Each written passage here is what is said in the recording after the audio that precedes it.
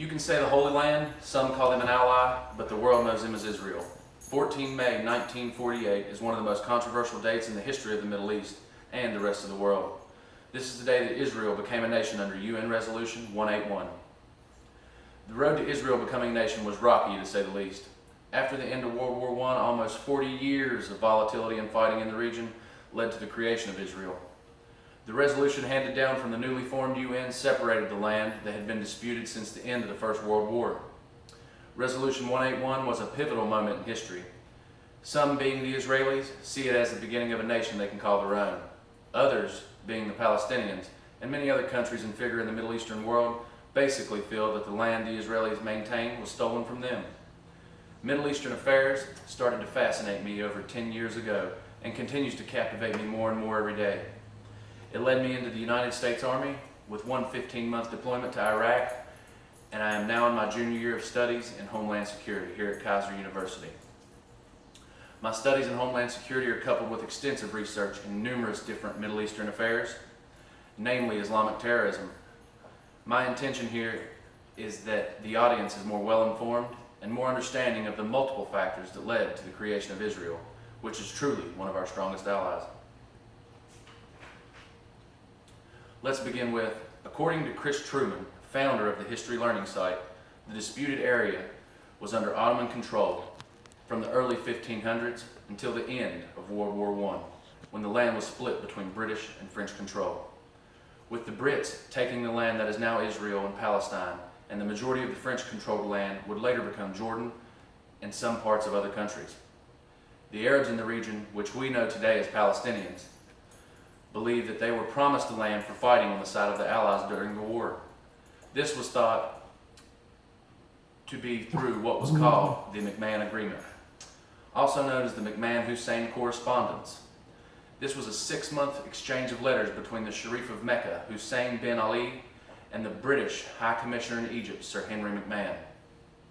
On the other side, the Zionists, or Israelis, believed they were promised the land through the Balfour Declaration, which was a letter from the United Kingdom's Foreign Secretary, Arthur James Balfour, to Walter Rothschild, a leader of the British Jewish community. Both of these correspondences occurred in the mid-19-teens and led to a time until the end of the 1920s that saw the beginning signs of stability between the two sides. In 1929, relations broke down over Jerusalem and the region became a hotbed for violence and extremism that still occurs today. This was not only on one side. Both the Israelis and the Palestinians violated the laws of war and committed heinous acts towards each other during this time. Which brings me to my next point. In 1947, after years of trying to control the region, the British pretty much gave up. The straw that broke the camel's back was the 1946 bombing of the King David Hotel in Jerusalem, which was the headquarters for the British military. According to the Council on Foreign Relations, in the early parts of 1947, the British government announced that they would return the land they had charged with to the newly formed UN, which was only formed in 1945. And they would have to figure out what to do with the region. In November of 1947, the UN agreed to a partition plan that, as you see in the handout, gave approximately 56% of the land in the area to an Israeli state and approximately 43% to an Arab or Palestinian state. A large part of this being based on the fact that, truthfully, that's where the Israelis and Arabs or Palestinians were already settled. Then in May of 1948, Israel officially accepted the agreement and became a state recognized by the UN and other countries, to include the Soviet Union, France, and the United States. The Palestinians, however, rejected the agreement, which would not only lead the Israelites and Palestinians to war, but also many other Arabic countries that were not pleased with the ruling of the UN. Keeping that in mind, we can now move on. The 1948 War of Independence, which was brought about because of the disagreement over UN Resolution 181, on the same exact day that Israel gained its independence, it was attacked by 4 different armies, which include Egypt, Lebanon, Syria, and Iraq. Along with the Palestinians, after just approximately 10 months of war, the Council of Foreign Relations states that Israel had gained 50% more land than the original partition plan had arranged, all due to their advances in the war, which they did not start. Over the next several decades, large parts of the land had been returned. Greed was a big factor in the Palestinians not accepting the agreement, as they believed all the land should have been theirs. In hindsight, we can see how this greatly changed the outcome of the next 60 years for the Palestinians. Israel was willing to coexist, however, the Palestinians were not. And you can see how those decisions turned into two different paths taken by the sides.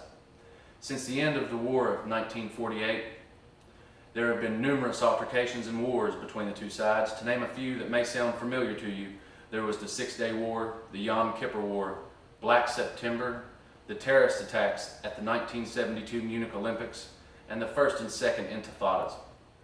There have been numerous peace talks, advancements, and digressions throughout the years, with several Middle Eastern countries having accepted Israel as a country, and in a lot of cases, a world leader.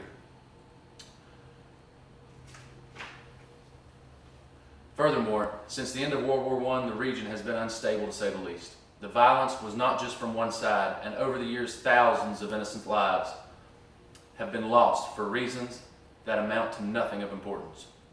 Coexistence was so easy of an answer. It was thrown to the wind, and the motto, "Let's learn the hard way," was adopted. The decisions made by both sides in May of 1948 carved out the path for both sides. When Israel accepted the agreement, it staked its claim to that territory forever, and that can never be changed. However, when the Palestinians rejected it, a hard road was paved for them to travel. The two different decisions bring us two completely different results at the current time. If you look at Israel, they have become one of our true allies in the Middle East. The quality of life is better than the Palestinians. They have a strong central government and are continuing to thrive in pretty much everything they do. The Palestinians, on the other hand, in a good deal of cases, are the exact opposite. This is not me poking fun at them, but just telling the truth.